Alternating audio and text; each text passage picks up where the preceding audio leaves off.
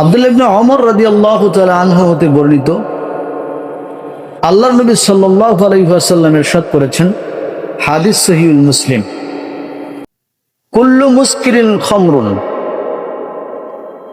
প্রত্যেক নেশাদার দ্রব্য মদ।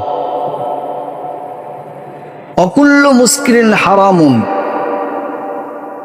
আর প্রত্যেক নেশাদার দ্রব্যই হারাম। আব্দুল্লাহ ইবনে ওমর রাদিয়াল্লাহু তাআলা আনহু তিনি অন্যত্র বলেন, আল্লাহ নবী সাল্লাল্লাহু আলাইহি ওয়াসাল্লাম ইরশাদ করেছেন, হাদিস সহিহুল মুসলিম, কুল্লু মুসকিরিন খামরুন, প্রত্যেক নেশাদার দ্রব্যই মদ। আর অকুল্লু খামরিন হারামুন, প্রত্যেক মদই হারাম। প্রত্যেক মদই কি হারাম। এই সংজ্ঞা থেকে আমরা যেটা পাই, এমন সকল বস্তু যা মানুষকে সেবন করলে নেশা সৃষ্টি করে, যা নেশার কারণে মানুষ সেবন করে, নেশা সৃষ্টি করে, মস্তিষ্ক বিকৃত করে, এ জাতীয় সকল প্রকার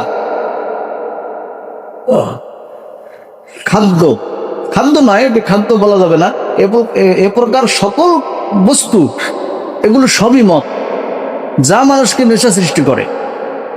এখানে ক্লাসিফাইড করতে পারি। এক, মদ হলো লিকুইড, তরল পানীয়, আর মাদক হচ্ছে পানীয় না, যে কোনো নেশাদার দ্রব্য বস্তু, যে কোনো নেশাদার দ্রব্য বস্তু, বিড়ি, সিগারেট, তামাক, জর্দা, গুল, আফিং, গাঁজা, বাবা, হিরোইন, এগুলো তো লিকুইড না। এগুলো কি লিকুইড, তরল পানীয়? এগুলো তো মানুষ খায় নেশার জন্য। এগুলো কি মাদক। মাদক ও মদ দুটোটা একই উদ্দেশ্যে মানুষ ভক্ষণ করে, সেবন করে, একই উদ্দেশ্যে খায়। এই দুটোটার সেবনের উদ্দেশ্য এক ও অভিন্ন। এই জন্য উভয়টাকেই আমভাবে মাদক হিসেবে সাব্যস্ত করা হয়, উভয়টাকে, যা ইসলামী শরীয়তে নিষিদ্ধ করা হয়েছে, হারাম করা হয়েছে।